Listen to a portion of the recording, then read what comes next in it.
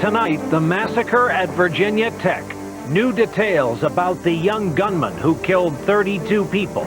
And an emotional campus service for the victims. We're learning more about them tonight as President Bush offers the nation's sympathy and prayers. Massacre at Virginia Tech. This is a special edition of NBC Nightly News with Brian Williams, reporting tonight from Blacksburg, Virginia. And good evening once again from Virginia Tech. In many ways, this patch of land here, located in a notch in the Blue Ridge Mountains, was the center of this nation's attention again today. And if it's true that trauma plays out in stages, this day after the campus massacre saw a change in this campus among members of this community of 26,000 people who have suffered a staggering and massive loss. While we know more about the gunman, many here are still anxious for information on the victims. Not all of the survivors, remember, know yet if their friends made it out. And on this day, too, the gravity of it all started to sink in.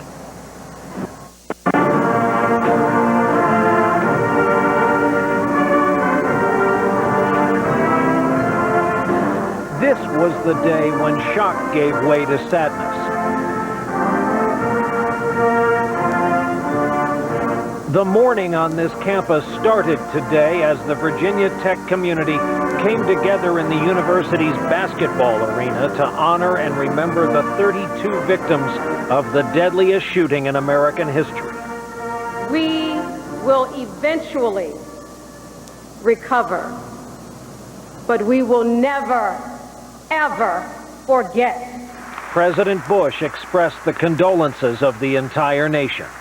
On this terrible day of mourning, it's hard to imagine that a time will come when life at Virginia Tech will return to normal, but such a day will come. And when it does, you will always remember the friends and teachers who were lost yesterday, and the time you shared with them, and the lives that they hope to lead. As flags fly tonight at half-staff, we are learning more about the victims and about the student from South Korea who's been identified as the gunman, where and when he got his weapons, and the possible reason behind this rampage. And just a day after the worst day of their lives, the people of Virginia Tech showed the world that the spirit of this place can't be broken and lives on.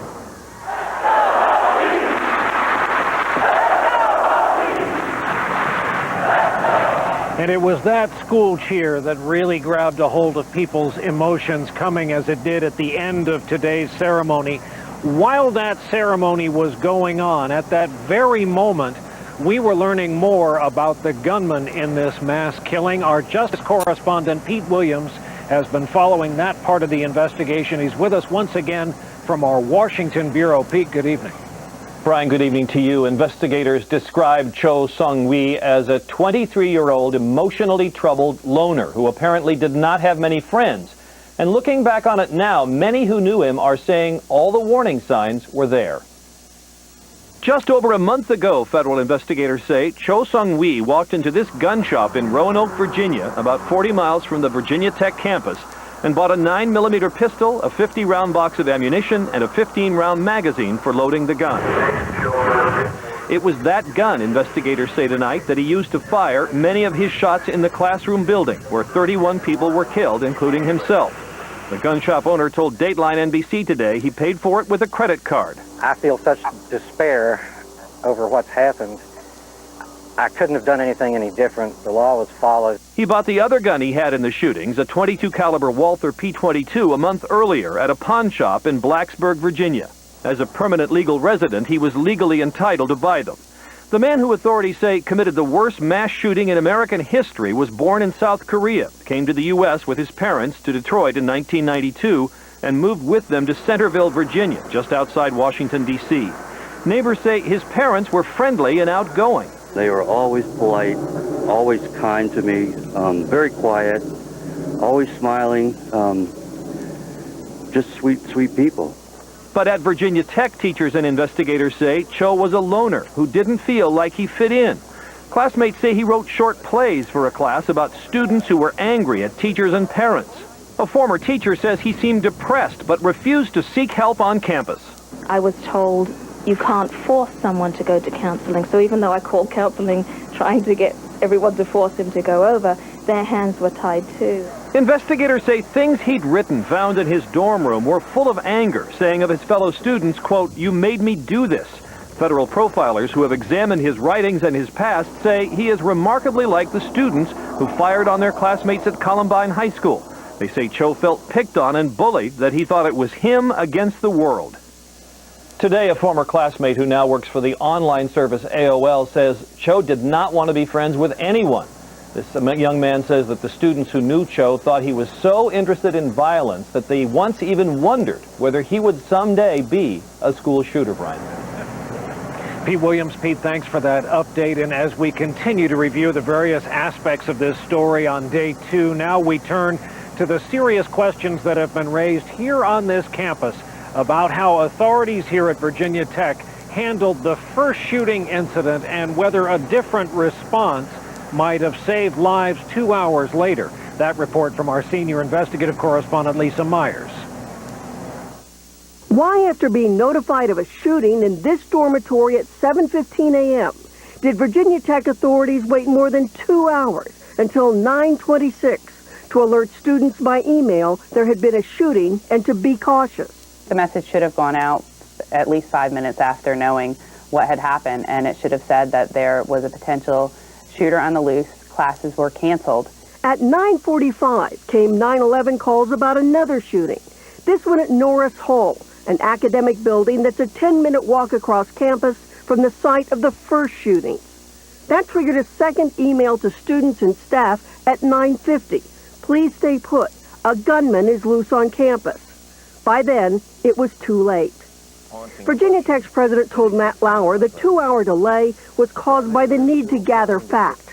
We were at that point in time still getting information from witnesses. In fact, people were still being questioned at about 9:15. The university also waited more than 2 hours until 9:23 a.m. to alert the state police about the first shooting. And according to state police officials, even then, university police did not ask for help.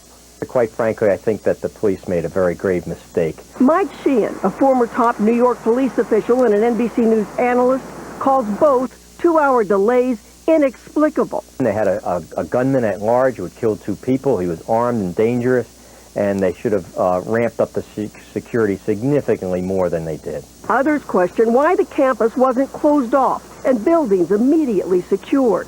Locking down, in retrospect, in hindsight, unfortunately, would be the right thing to do. But could any of this have stopped a heavily armed gunman willing to die? There was a much better chance of them preventing the second attack by having an aggressive, robust law enforcement presence throughout the campus. Virginia Governor Kane said today there will be an independent investigation of the entire incident. Lisa Myers, NBC News, Washington.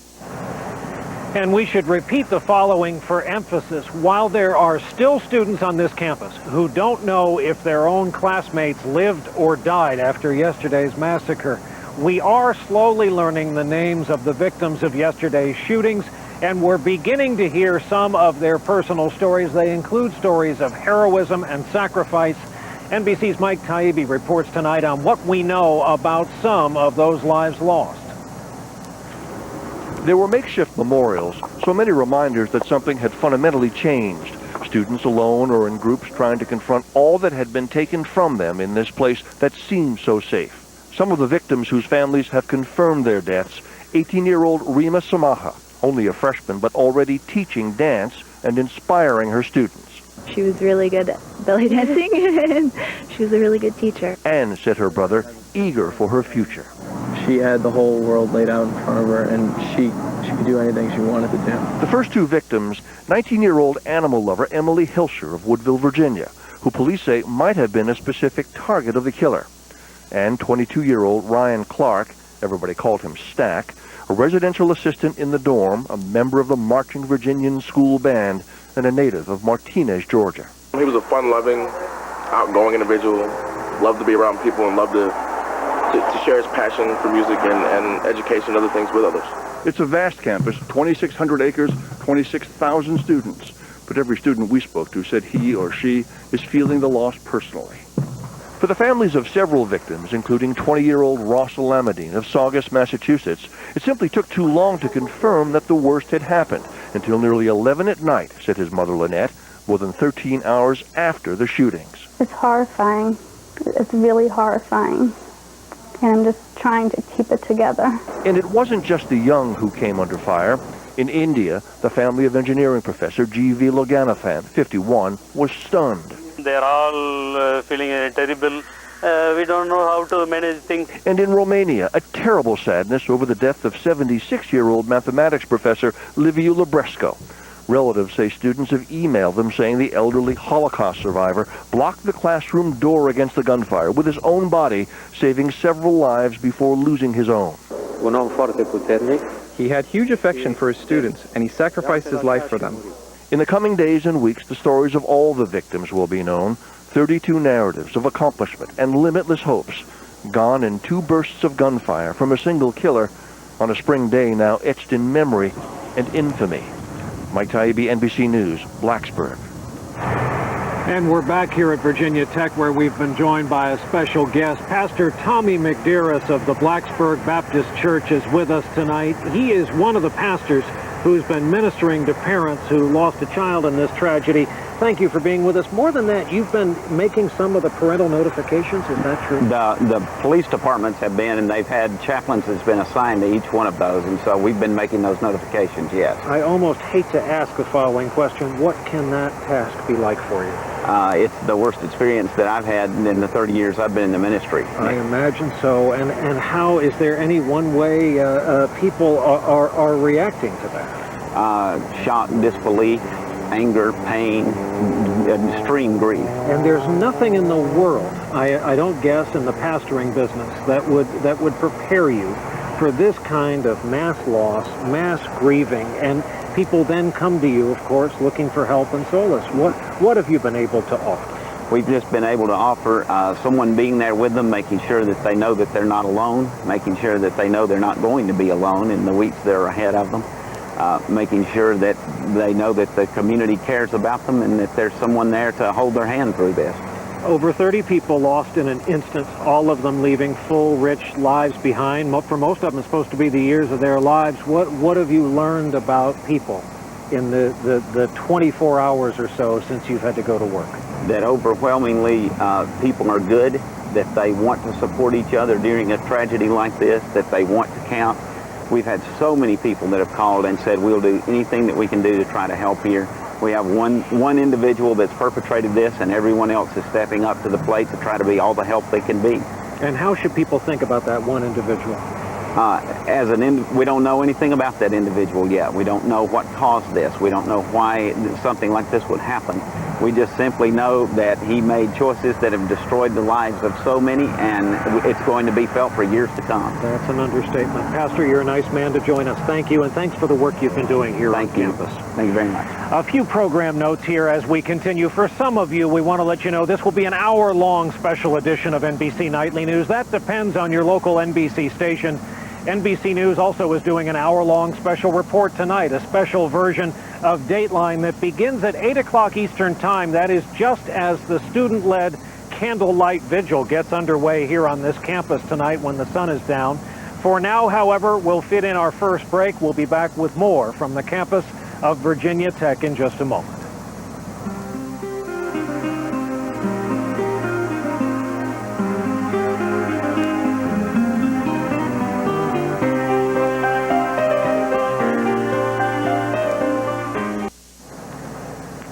We are back on this sad Tuesday night here at Virginia Tech. You saw the president visited here earlier today, and just before he departed campus, we were able to spend some time with President Bush and First Lady Laura Bush, and we talked about what happened here, also about dealing with this kind of loss. You have all too much experience in dealing with grieving families, going back to 9/11 and this nation's 2 wars. How is this different? I think what makes this different is that a parent or a loved one thought their child was, learning to enrich their lives, and the next thing is they're dead. And it's just the shock and the suddenness and the location that makes this a very traumatic experience. Virginia Tech is a viable, strong community, and it's going to require this viable, strong community to help people recover. You have two daughters who are now out of college. I have a daughter who's a freshman now. With that as context, what do we do about these guns? Well, my attitude is, there's going to be plenty of time for debate and a political discussion and a policy discussion, and now's not the time. I'm more interested in helping people heal right now, and that's why we're here. Mrs. Bush, Columbine had an incalculable effect on children the age of our daughters. This will have a huge effect, too, and on little children. We really need to listen to their concerns and try to let them know that they're loved and that many people are working to make sure they're protected. A portion of our conversation today with the President and Mrs. Bush, who led the grieving during their visit to this campus. Another break, we'll be back with a look at the big role the Internet has played in this crisis in helping students and families really stay in touch.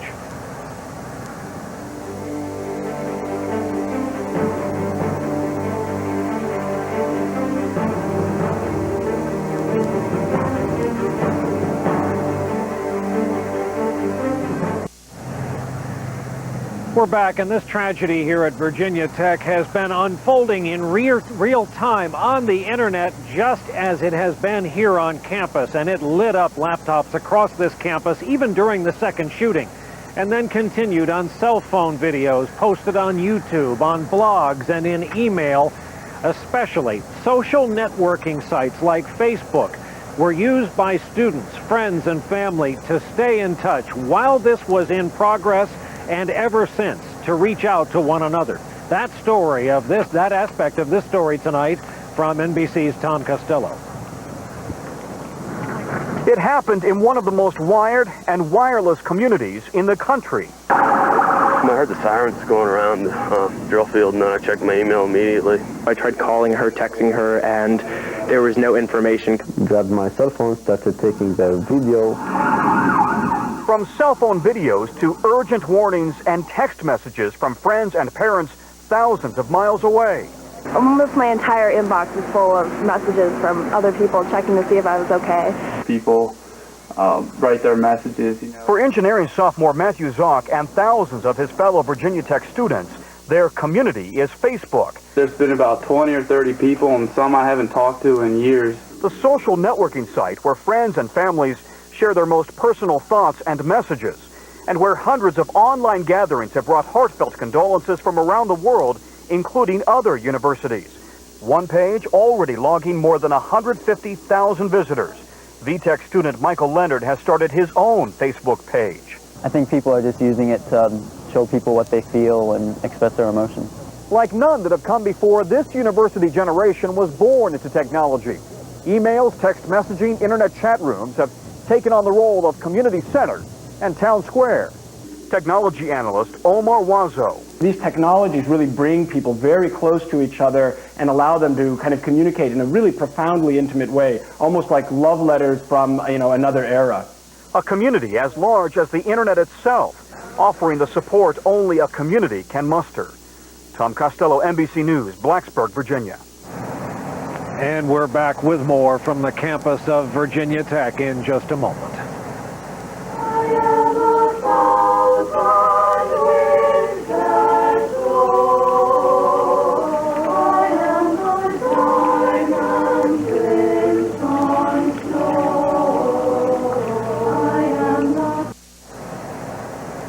Finally, in this half hour, what may be the best description of this place that we have come across in our 2 sad days here on campus.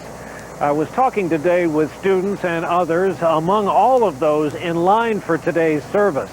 They included sorority members who had just lost a fellow sorority sister.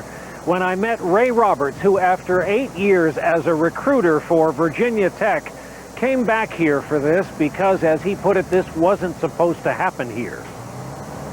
What has changed for you since hearing the news yesterday? It hasn't really sunk in yet. It just hit home so close, It's just where I grew up, and it's America, you know, it's all of us. Ray Roberts, just one person in a line of sad folks gathering here on campus today for the service this morning. For some of you, Nightly News will continue after this. For others, that is Nightly News for this Tuesday night from the campus of Virginia Tech.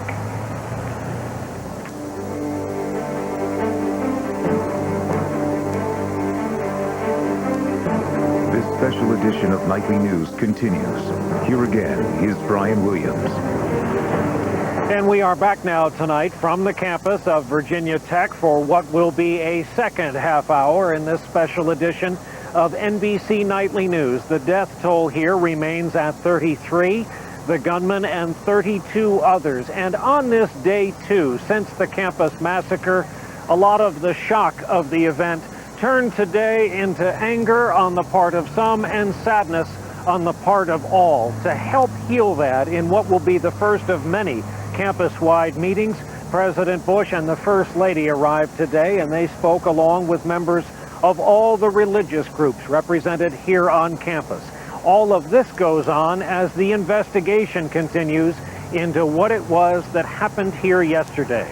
As you may know, there is a great deal of focus tonight on some early signs that the young man, the gunman, was, in addition to being heavily armed, a very troubled young man. Among the signs, some of his own writings.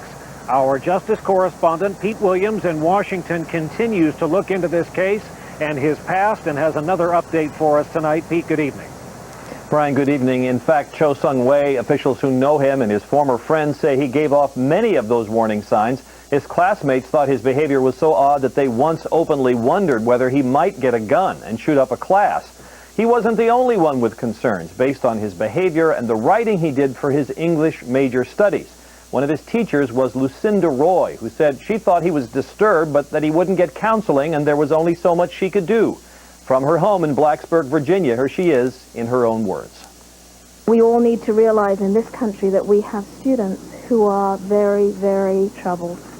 And if we don't find a way of identifying them and somehow reaching out to them, then terrible things are going to happen. And so I feel this terrible sense of just great sorrow, because you only come back to that classroom. And if it could have been me instead, that would have been just great with me. And I was hoping that by taking him out of the classroom, then I'd help maybe to avoid something that could be catastrophic. I know one or two people felt even at the time that I was making a fuss, and I am sometimes known for making a fuss, that's true. But there were things here that worried me. I've been teaching 22 years, and there have only been a couple of times when I've thought this is a really, really worrying thing, and this was one of them. Lucinda Roy of Virginia Tech, in her own words, on a former student who became responsible for the nation's worst mass shooting. Brian? And Pete, how many times after how many tragedies have we heard and seen the same profile, a troubled young man or woman who, the minute we scratch the surface, it turns out, left warning signs behind in their life. Pete Williams with an update from Washington tonight. Thanks. And we have an update as well this evening on the shooting victims who were wounded in all of this. For that, we go to NBC's Michelle. Good evening, Brian. Of the more than 24 wounded and injured students who were taken to hospitals, 14 of them remain tonight, and 8 of them are here. Last night, a few were in critical condition, but today all of those here have stabilized, and a few of their parents are telling their stories of courage and survival. It is one more violent image from a day of terror. Kevin Stern, carried out of German class, bleeding. The senior was shot twice in the leg, tearing through a major artery. But his parents say the Eagle Scout wrapped a cord around it, which may have saved his life. He didn't really talk a lot about it. I asked him about it. When Kevin's mother heard the news, she was shopping for party supplies for his graduation. You could wake up tomorrow and everything could change. And that's what it felt like. A bomb just dropped. Junior Caitlin Carney was in that same German class. She was shot in the hand. The bullet exposed a lot of bone when it went through her hand, and they were concerned of exposure to bone and infection. But Caitlin will not abandon her plans to be the maid of honor in her sister's wedding this Saturday. All the guests are going to wear a white glove on their left hand, so, she won't look out of place. Freshman Hillary Strollo was shot several times and grazed in the head, today in stable condition. Emotionally right now, she's just very grateful. Her and our entire family are very grateful. Doctors here somehow managed it all. It didn't seem real. It seemed you would take care of one and another one would roll in. We just got as much yesterday as we probably had in the last 5 years. They will face a road ahead of recovery, physically and emotionally. So will their families. But what's behind them is far worse. Obviously, they're glad to be alive. They're so sad that some of their friends are not alive. Some of the most seriously injured students were taken not here, but to other hospitals a little farther away that have special trauma units. Of those few tonight, one is in critical condition and another in serious condition, Brian. Michelle Kaczynski, who is not far from here at the first level trauma center where the first patients were taken. Then there are, of course, the emotional wounds from what happened on this campus and the emotional healing, of course, that is just now beginning. NBC's Dawn Fratangelo has more on that. Disbelief. It's hard to even grasp and begin to understand. Fear, anger. You can hear it all in their voices. You come here for safety, you come here for the community, and it's kind of shattered a little bit. The emotions of students at Virginia Tech are common and will continue to overflow, says Dr. Elizabeth Carl, a leading psychologist on violence and trauma. Certainly the general being anxious, crying, depressed, all of these are normal events to such an abnormal, horrific situation. Time and again, we've seen the safety shattered. Kentucky, Arkansas, Colorado, and most recently, Pennsylvania. And then he started to shoot. Missy Jenkins was paralyzed when a fellow student shot her 10 years ago in Paducah. When I spoke with her a few months after, she offered another emotion, forgiveness. It's weird, but, I don't have any bad feelings towards him. I felt like I needed to forgive him. It's not just individuals, but entire communities left wounded. The University of Iowa is still recovering from a multiple shooting in 1991. And now Virginia Tech, best known for its winning football program, has a new identity. Since it is the entire community, it can form a wonderful support group for each other. And since everyone has this shared experience, everyone understands. And something else that's bound to emerge, survivor's guilt. Not only for the students inside the classrooms, but for college and police officials who are being criticized about security. As young adults, these college students may be better equipped to deal with the trauma more than some of the younger victims of the past. Still hasn't settled in with me yet, and I'm afraid for when that time comes because it will be bad. But the key will be to talk about it, amid the fear, the disbelief, to keep talking. Dawn Fratangelo, NBC News, New York. And back here with us on campus tonight, Amy Steele, the editor-in-chief of the college newspaper who you just saw in Dawn's setup report. Also with us tonight is Samit Bagai, who is student body president here. And Samit, we'll begin with you perhaps. I keep asking when I talk to people on the telephone back in New York from here, how are they going to begin to get their arms around this as a student body here at Virginia Tech? Do you want to begin to try to answer that question? Well, one thing that we're fortunate to have at Virginia Tech, and that's a strong sense of community from the students up through the faculty and staff. We have an organization we call Hokies United here at Virginia Tech, and any major tragedy that's happened, 9/11, Hurricane Katrina, groups of student leaders have come together because they want to make a difference and they want to make things easier on the community. So, this go around is no different. We have record numbers of student volunteers that want to help make a difference, and it's through their efforts that we're hosting a vigil tonight on the drill field at 8 p.m. And I think it's students coming together. That's the first step in us moving forward and getting past this. Amy, you and I spoke yesterday. I frankly was amazed at how together you were in the middle of this crisis. I noticed you got a paper out today. Yeah. How are you doing on this day, too? It's a lot more calm today than yesterday. It was very frantic. We had reporters everywhere. We were just trying to keep in track of each other via cell phone. Today we're back in our office, so we have a home base, which has been a lot easier to deal with. We had an early morning this morning. We sent the paper out at 6. It was on campus by 9. And so we've just been going at it all day, trying to get updates and updating our website as much as possible. Sumit, there's that expression that comes from the name of a play, 6 degrees of separation. But here I found 26,000 people. It's never 6. It's never that many. It's 1 or 2. And so you must have personal ties to this tragedy. And that's what makes this tough. I mean, I feel like, I've talked to my family back home that have been, watching the coverage, and it's tough for them. But for students here, I was talking to 2 of my friends, and between us, we knew 5 or 6 of the individuals. And I think that goes to show how close our community is. As a result, when something like this happened, it's hit us all very hard. But I am confident that we'll work together and help each other move through this, because that's just the kind of group we are.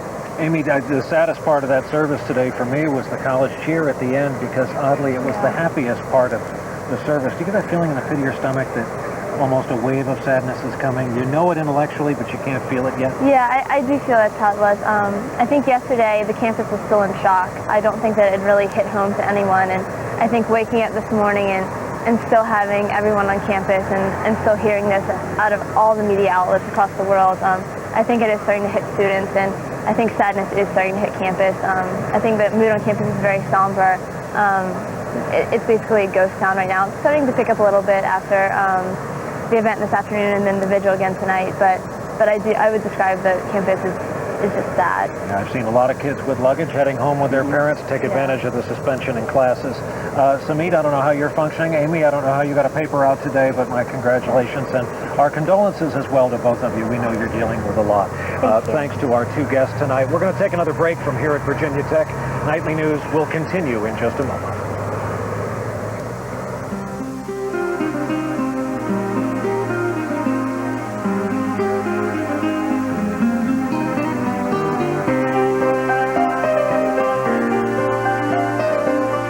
Back from Virginia Tech, in the distance and all over the property of this sprawling campus, there are television satellite news trucks and journalists from all over the world. When you walk past them, you hear accents in German, South African, and now Korean broadcasters are starting to arrive, given the gunman in this case. And they're all reporting home on a dangerous incident in a dangerous country, as some of them have portrayed it. For that perspective on this story tonight, here is NBC's Ron Mott. Details are emerging rapidly this lunchtime about the massacre in Virginia. Around the world, the killings reverberated in many languages, from Arabic to German, expressing the same sentiments, the sadness, the horror, on front pages from Austria to Colombia. On South Korean television tonight, there was shock upon learning the shooter was native-born and worries of a backlash against Koreans in the United States. We Korean people and the Korean government would like to express our heartfelt condolences. Absolute and profound shock. For Britain's top crime fighter, it's more personal. He's a Virginia Tech graduate. To see the same campus yesterday shrouded in such tragedy and murder is just almost beyond belief and beyond words. But others in Britain didn't mince words about guns in the U.S. Shows you what lax gun laws can do. It sounds as if it happens all the time in America. The UK took strong anti-gun measures following the 1996 school shooting in Dunblane, Scotland, that left 16 children and an adult dead. Britain outlawed handguns, and anyone caught with one faces a minimum prison sentence of 5 years. They are so opposed to guns here that not even police officers on routine patrol carry them. Now, gun violence is rare. In Australia a decade ago, automatic weapons and handguns were banned after a man killed 35 people in Port Arthur. Prime Minister John Howard today. We took action to limit the availability of guns, and we showed a national resolve that the gun culture that is such a negative in the United States would never become a negative in our country. Mostly, though, they felt America's pain, seen and heard at Virginia Tech's partner university in Germany. It's dramatic, and it kind of shocks everybody. Throughout the world, it all translated the same way. Ron Mott, NBC News, London.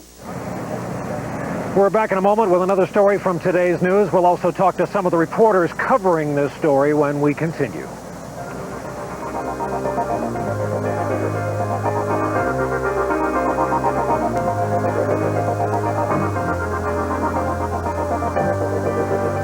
Virginia Tech. It's easy to lose in the crush of bad news. We've been covering that this is tax day, and it turns out that this year tax filing among immigrants in this country who are in this country illegally are way up, despite recent crackdowns on illegal immigrants around the country.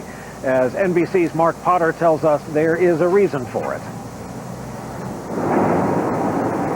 In Queens, New York, tax day, and Laura Medell, an illegal immigrant from Mexico, is filing his first U.S. tax return. How many months did you work this year? Around the country, more and more illegal immigrants, several million of them, are filling out tax forms. Among them, this woman in South Florida. I want to follow the laws of the country. Some are required to pay hundreds, even thousands of dollars in taxes. Even though most people do believe it's painful to pay that much money, they bite the bullet, they do it, and they follow the law. Many immigrants say they do this to earn U.S. citizenship. With immigration reform proposals requiring tax payments, more illegals are complying in advance. In case of amnesty, in case of that any of the immigration reform bills come through, they desperately want to be prepared for that. The IRS has special forms and tax numbers to help the illegal immigrants pay up. If you make money in the United States, you have to pay taxes on it, whether or not you're a citizen. The IRS argues that by encouraging illegal workers from agriculture and other industries to file returns, it brings them into the tax system, along with billions of dollars for the U.S. Treasury. Citing privacy rules, the IRS rarely gives information to immigration officials, which rankles those who favor immigration controls. What the IRS is doing is helping undermine the future effectiveness of enforcement by mixing the message. At tax time, an irony. Illegal workers violating immigration laws, but following the tax code carefully. Mark Potter, NBC News, Homestead, Florida. And when we come back, more from the campus of Virginia Tech. We'll hear from the campus community and some of the reporters covering this story. We are back, as promised, with two of our NBC News correspondents who have been covering this story, and they literally came at it from two markedly different angles. Kevin Cork and Mike Taibbi. Kevin, beginning with you, we've been saying you were the first NBC News correspondent to arrive here. What did getting here early mean that you saw? I saw two things that really stood out to me, Brian. When I got here, usually you expect sort of a very friendly nature. People say hello, they wave. You didn't get that. When I walked in and I walked all the way from my car across campus, absolute silence, and that will stick with me. The other thing I noticed was today, a sense of wanting to heal, and yet not being able to quite grasp that just yet. Mike, you were last on Nightly News, somewhat incredibly, from Baghdad Friday night. You've been following the progress of the 3rd Infantry. Having made that trip, it's always a little trick on your head to re-enter into American society. Here you are, just back, and we sent you here.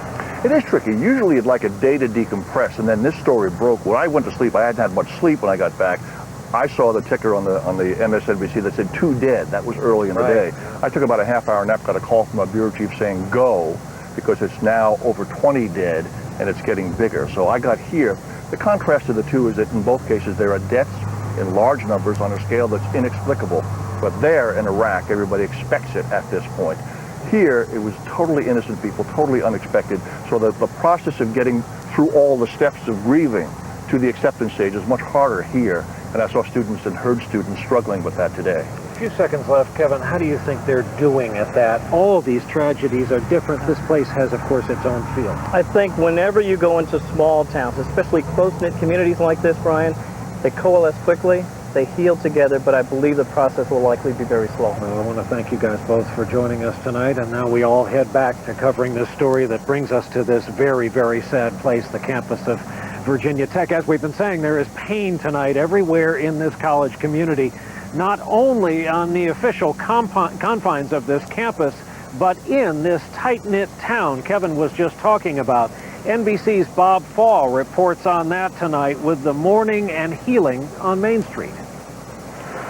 Today, we mourn, said this tight-knit community. On Main Street in Blacksburg, Hokey Hair, a play on the school's nickname, lost 2 of its customers in yesterday's rampage. Today, the staff here made Hokey-colored ribbons as therapy. There's no way you really can deal with this. Demand for flowers was so great, the local florist quickly ran out of school colors. At the campus emporium, orange and maroon garb was snapped up in reverence, said Blacksburg resident Brenda Sternfeld.